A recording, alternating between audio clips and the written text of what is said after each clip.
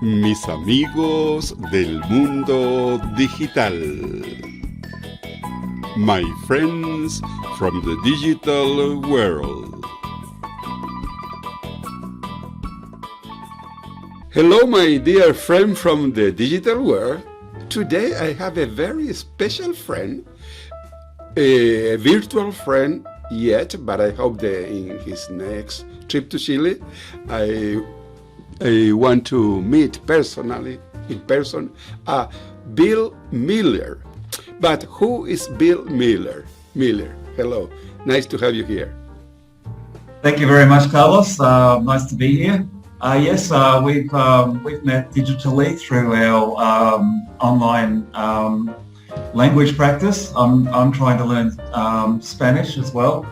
I worked in the IT industry for more years than I care to remember. I probably have to give away my age. About 30 years I worked in the IT industry. Recently, however, I decided to change career and start teaching English.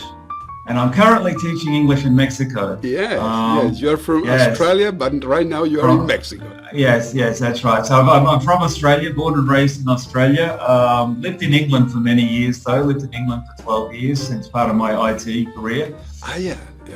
I went back to Australia in 2016 to take another job in that area in Melbourne, Australia.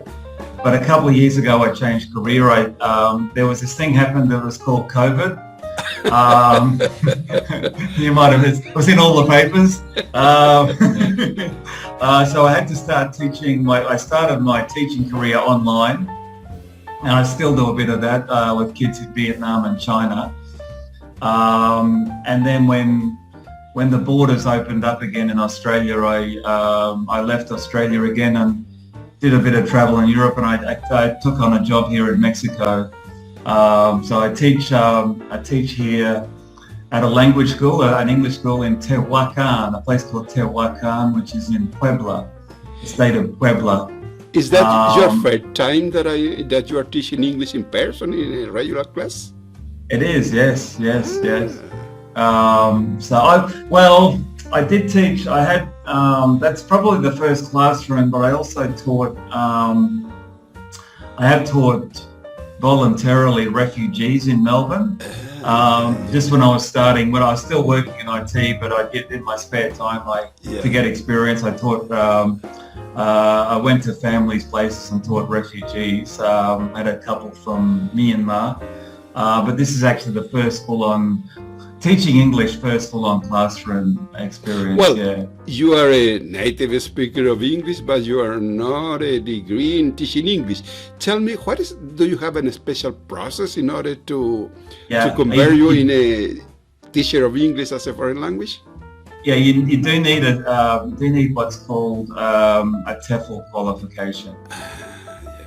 So it says teaching English as a foreign language. So I studied that and got that qualification. And that actually does do your classroom training. You actually do practice classes in front of the fellow students. So that was so you do need that to basically teach English.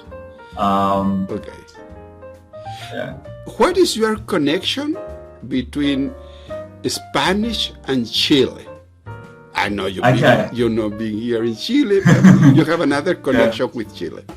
Yeah, so I first went to Chile. In 2014, I did this amazing trip of South America, which obviously included Chile, and went to a beautiful place called Puerto Varas. Nice place. Saw a bit of Santiago, and also the other end, San Pedro de Atacama, the Atacama Desierto.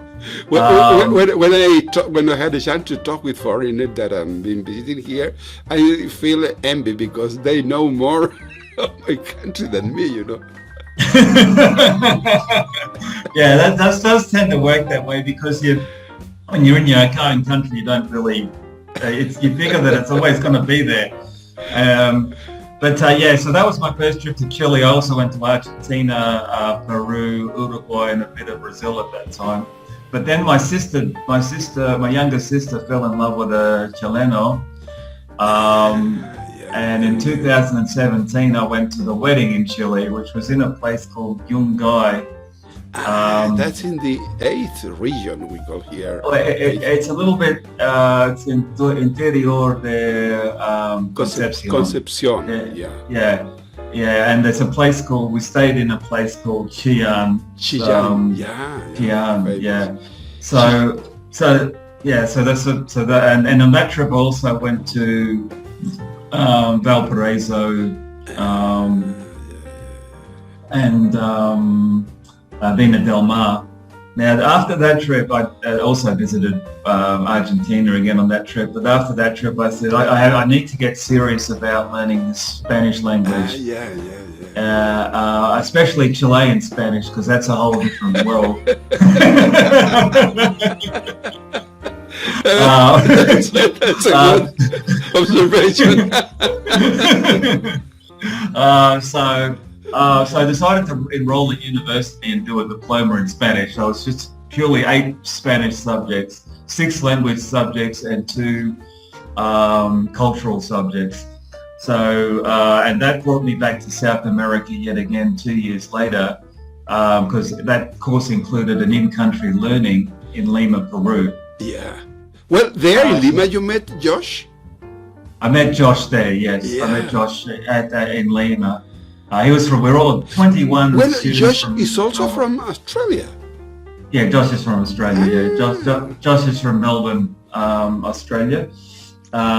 So we all went to, 21 Australian students went to Chile, went to Peru, went to Lima to study, to do an intensive intermediate Spanish as part of our course.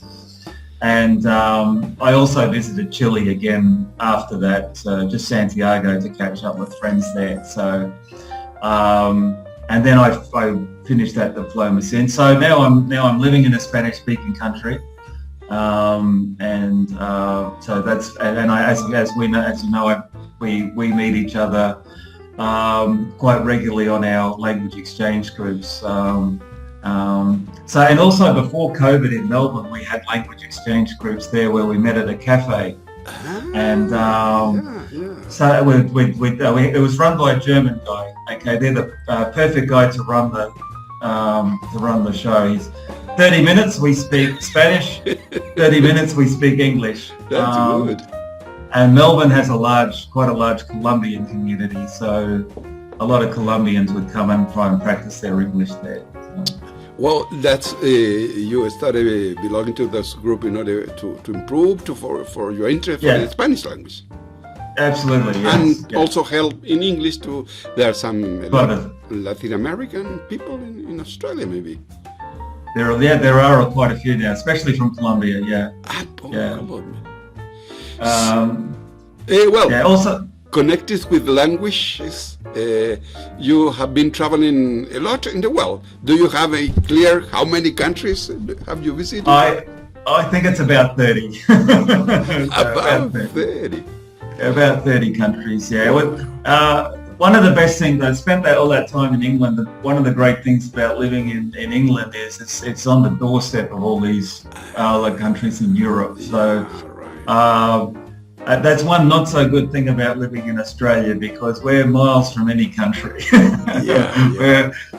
Even New Zealand's a long way away. It's about a 4 or 5 hour flight to New Zealand. So, but England, you can literally go to France for a weekend, the Czech Republic, or wherever and you get those cheap flights. So I did manage to visit quite a lot of Europe. Obviously did a lot of South America in those few trips. Do you have a special memory that you like most in one of these countries? What is the country you wanted to visit again? Well, it's always, look, I'm not just saying this, Carlos. I'm not just saying this, but it's Chile's got Chile and Argentina. I don't want to upset Argentinian friends either, but it's it's Chile. And anyone who knows me, I'm almost like an evangelist about South America. I preach about it a lot. You need to go to South America. It's Chile. Chile and Argentina keep drawing me back, and I do plan to head back there. Hopefully next year. Yeah. I remember some weeks ago I was visiting a YouTube channel from a lady from Japan. No, Germany, talking about she is very impressive about Chile, different part of Chile, and talking very, very good stuff about Chile. They love with Chile. Yeah. It's got a lot to offer. Like you've got the in the south you've got the Patagonian region. I don't know that area. You know what? It reminded me immediately of Austria and Germany with the virus, like the architecture, the very look of the place. You've got a lot of very different. It's a long strip. Yeah. Chile, and it's got a lot of things to see. Do you know that there is a legend about how the country was formed? No. The story says that when the God was finishing doing the world, they left they have remained some lakes, some deserts, some mountains, some rivers, and throw it to the south of the earth. And there, Chile was formed as a country. Who knows? Who knows? Who knows? But it is. It's an amazing country. And like I said, I just have to. Once I master Spanish, I'll try and master Chilean Spanish. Sure. Let's talk a little bit about music. I think you are very fan of music. You have the chances to. You have been telling us that you had a chance to attend some live concerts, some famous musician. Tell us something a little bit about your love for music. Yes, and your favorite musician. Favorites, yeah. I guess I've been very lucky to see a lot of live performers. A lot of live performers seem to like touring Australia back in the day. So I got to see many big artists. Simon and Garfunkel. We got very lucky in Australia. They got back together for New York. They toured Australia and New Zealand. Then they had a fight again. And they fought again, and nobody else got to see them on that tour except us in New York. Wow. So they were amazing. I've seen, the Eagles, one of my favorite bands. Paul McCartney very recently. Big, massive Beatles fan. Springsteen is a big favorite of mine. I've seen the two Piano Men on their own and together, Elton John and Billy Joel. Wow, so many. That's off the top of my head, yeah. So just a lot of great artists from rock to pop during the music that I grew up with, yeah. Now that you're in the field of teaching English, what is the role of music in your teaching activities? Well, it's funny that this week I mentioned to you that we use songs for kids. So I'm doing a morning a week at the local primary school, a Catholic primary school. Lemon Tree is a song we teach for simple present tense, and we get them to sing. But also this week, it's a coincidental question because this week in my starters class, I'm teaching different types of music. Yeah. That's part of the curriculum. Yeah. So I did a special lesson yesterday where I introduced a little snippet to every type of music that I could think of. I got them to write on the board what type of music it was, whether they liked it or not, and to describe it. So it's a big part. So, what level of English level of student are you teaching? Children, kids, adults? What kind of student are you teaching right now? At the moment, all of the above. Yeah. In the Tuesday mornings, teaching kids at the primary school. In the evening, teaching adults. And I've got 2 starter classes and 2 intermediate classes in the evening. Yeah. Well, in the So- group, in our regular meeting, Zoom group that we have on Wednesday, there was the friend called that you are a Mexican right now because you've been Mexican people too. Yes, yeah. Well, when in Mexico, when in Rome, when in Chile. I did get a picture of me with a big sombrero. So okay. I had another big sombrero here from my grandchildren when we had to do a presentation. Okay. I'm going to. Okay. Let's get into the story. You must be wearing this big hat. It was at a restaurant, and I was on Mexican Independence Day, so they lined up because that was just very recently on the 15th. Mexicans are a little bit greedy. They celebrate 2 Independence Days on the 15th and 16th. What is the reason? Okay, it's interesting. We were taught this that a president, I forget the name of the president, but in the I think about the 1930s, a very egotistical president, an egotistical politician, very unusual. His birthday was on the 15th of September and Independence Day was on the 16th. So to celebrate his birthday, he added the 15th of September. And so they start celebrating at night on the 15th. That's when they have all their big, so we all gathered in the square in Tehuacan here to celebrate on the 15th, but it goes and they have the national holiday on the 16th. Well, yeah. Could you talk a little bit about the food there in Mexico? I think it's delicious. It's amazing. It's amazing. Yeah.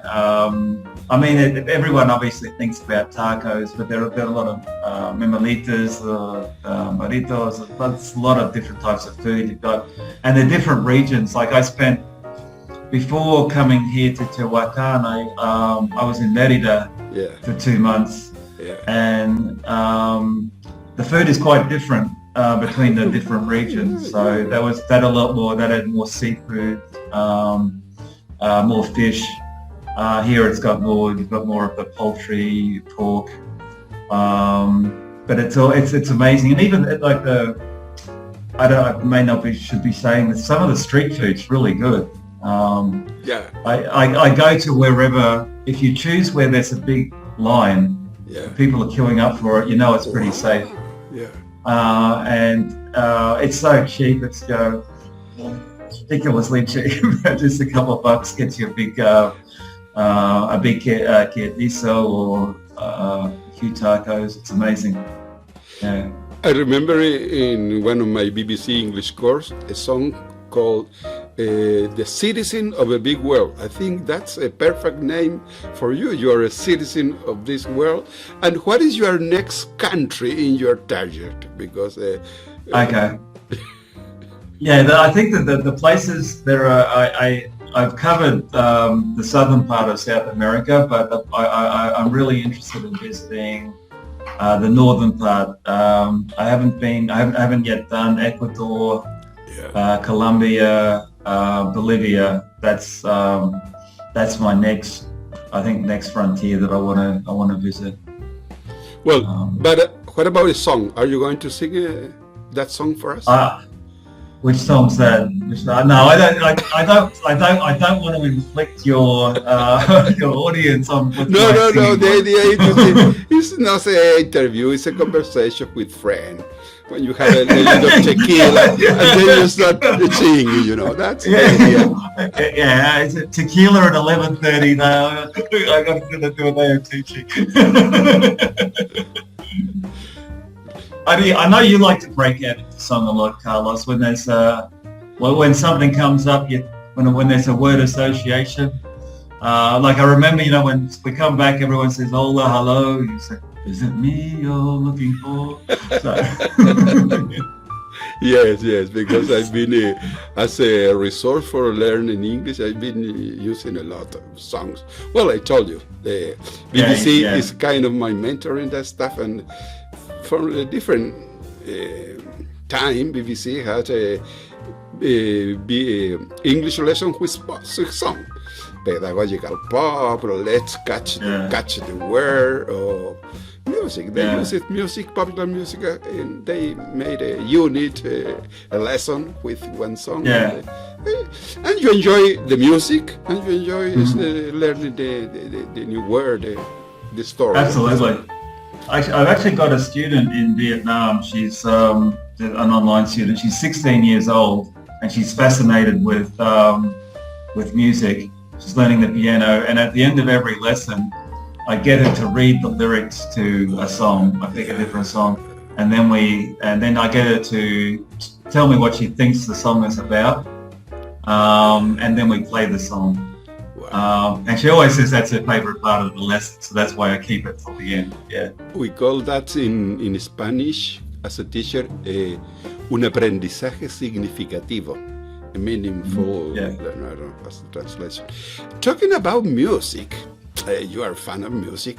Please tell us something about the website, what's the name? A website where there's a story of most of the popular song in English. Song Facts. Song Facts. Song Facts. Yeah, I think it just tells you, and like there are all sorts of theories about certain songs. You know, some songs like American Pie, for example. There have been all sorts of theories about what that's written about.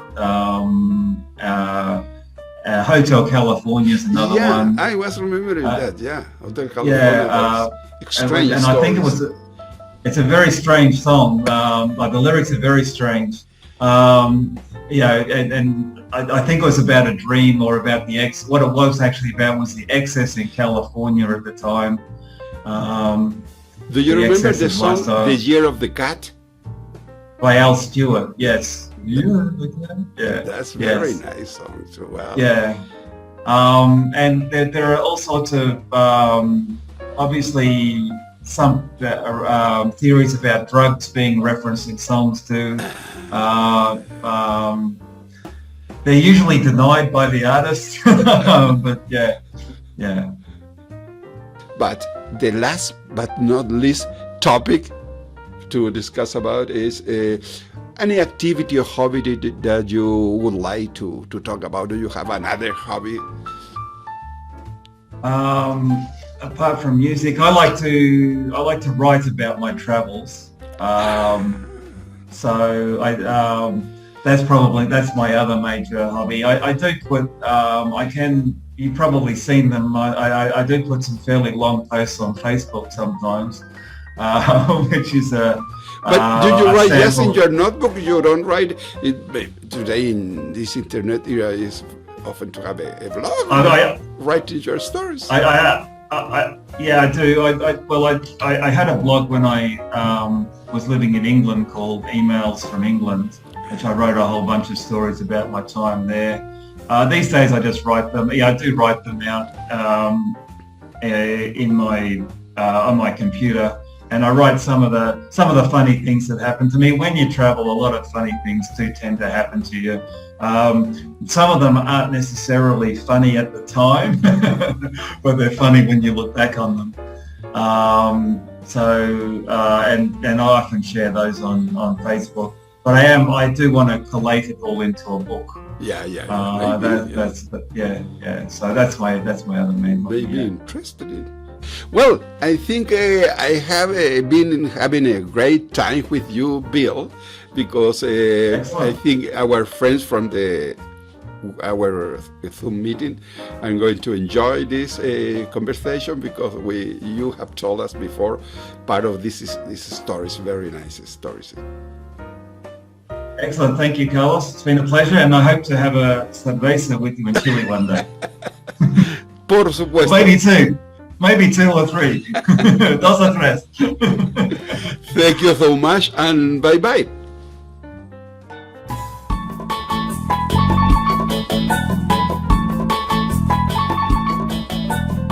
Mis amigos del mundo digital. My friends from the digital world. Si le gustó el video, dele un me gusta, compártalo en sus redes sociales y suscríbase a mi canal. De esta forma estará ayudando a Profesor Youtuber Retirado. Muchas gracias por su atención.